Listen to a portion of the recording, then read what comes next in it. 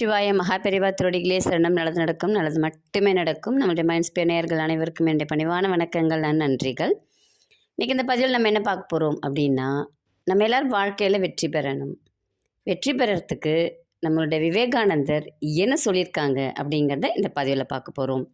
எல்லாருக்குமே விவேகானந்தர் பற்றி தெரியும் அப்படின்னு நினைக்கிறேன். அந்த நம்பிக்கையில் தான் நான் வீடியோவும் பண்ணுறேன். இன்றைக்கி நம்ம லா ஆஃப் அட்ராக்ஷன் பற்றி பேசுகிறோம், கிராட்டிடியூட் பற்றி பேசுகிறோம், கனவு காணுங்கள் அப்படின்னு பேசுகிறோம். நம்ம எல்லாருக்குமே தெரிஞ்ச அப்துல் கலாம் ஐயா அவர்கள் கூட கனவு காணுங்கள் அப்படின்னு சொல்லுவாங்க. இது எல்லாமே விவேகானந்தர் சொல்லிட்டு போயிட்டாங்க. என்ன சொல்லியிருக்காங்க, அதை நம்ம எப்படி எடுத்துக்கணும் அப்படிங்கிறத பார்க்கலாங்களா? முதல் நீ வெற்றி பெறணும் அப்படின்னா அதுக்கு ஃபஸ்ட்டு அவங்க சொல்லக்கூடியது, உங்களுடைய ஒரு யோசனை அல்லது லட்சியத்தை எடுத்துக்கொள்ளுங்கள். 10 வைக்காதீங்க, ஒன்றை மட்டும் ஃபிக்ஸ் பண்ணுங்கள். ஃபஸ்ட்டு அதை பேஸ் பண்ணி ஒர்க் பண்ணிவிட்டு அது அச்சீவ் ஆனதுக்கப்புறம் நீங்கள் அடுத்ததுக்கு போகலாம். அதை தான் எளிமையாக ஒரு யோசனை இல்லைன்னா லட்சியம் அதை எடுத்துக்குங்க அப்படின்னு சொல்கிறாங்க. அடுத்து பார்த்தீங்க அப்படின்னா, அந்த யோசனையை உங்கள் வாழ்க்கையாக ஆக்குங்கள். நம்ம வாழ்க்கையோட தொடர்பு படுத்தணும். நம்ம ஒரு லட்சியம் வைக்கிறோம், நம்மளுடைய ஒரு யோசனை இருக்குது, நமக்கு ஒரு திங்கிங் இருக்குது அப்படின்னா அதுவே நம்மளுடைய வாழ்க்கை, அதுக்காக தான் நம்ம பிறந்திருக்கோம் அப்படிங்கிற தாட் வரணும். நம்மளுடைய எல்லா செயல்களுமே அதை நோக்கியே இருக்கணும். அப்போ தான் நம்ம அதை வாழ்க்கையை ஆக்க முடியும். அடுத்து என்ன சொல்கிறாங்க அப்படின்னா, அதையே கனவு காணுங்கள், அதையே நினைத்திருங்கள். அப்போது பொழுதன்னைக்கும் உங்கள் மனசில் உங்களுடைய லட்சியம் தான் இருக்கணும். பொழுதன்னைக்கும் உங்களுடைய மனசு ஃபுல்லாகவே உங்களுடைய யோசனை மட்டும்தான் இருக்கணும். உங்களுடைய லட்சியத்தை நோக்கி தான் உங்களுடைய பயணம் இருக்கணுமே தவிர வேறு எந்த விதமான டிஸ்டர்பன்ஸஸையும் நம்ம அலோவ் பண்ணவே கூடாது அப்படிங்கிறது தான். கனவுலேயும் அப்படி தான் இருக்கணும், நினைவுலேயும் அப்படி தான் இருக்கணும் அப்படிங்கிறத ரொம்ப எளிமையாக அழகாக சொல்லிட்டாங்க. அடுத்தது பார்த்தீங்க அப்படின்னா, அந்த எண்ணத்திலேயே வாழுங்கள். நம்ம கிடச்சிருச்சுன்னா நம்ம எப்படிலாம் இருப்போமோ அதையே நோக்கி நம்மளுடைய வாழ்க்கை பயணம் இருக்கணும்.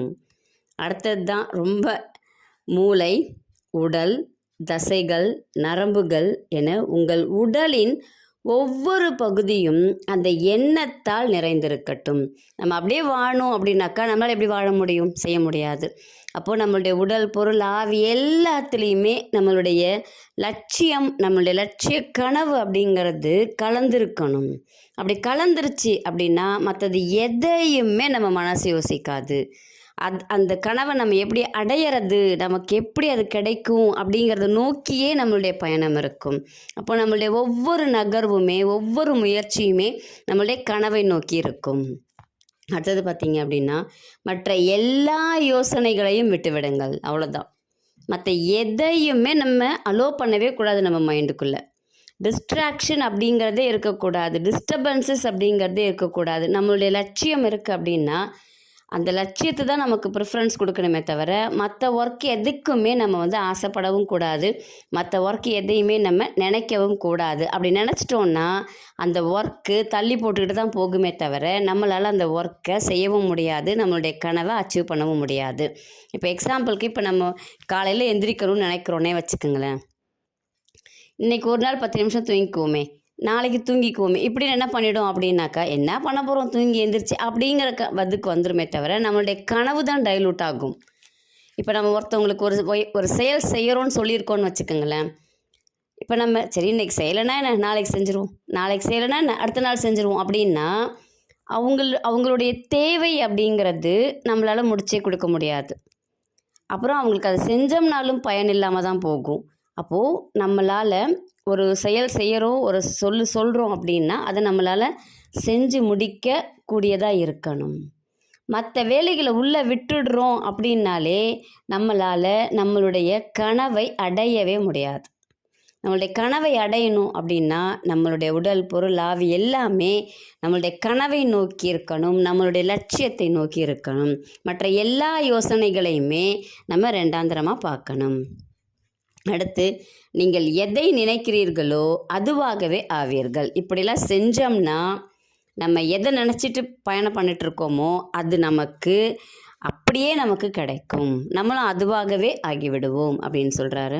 அடுத்தது, என்னால் அதை செய்ய முடியும் என்று நினைக்கும் பொழுது நீங்கள் வெற்றி அடைவீர்கள். அதை என்னால் செய்ய முடியும் அப்படின்னு நான் மனசுக்குள்ளார நினச்சேன் அப்படின்னா கண்டிப்பாக அந்த பயணம் எனக்கு வெற்றி பயணமாக இருக்கும்.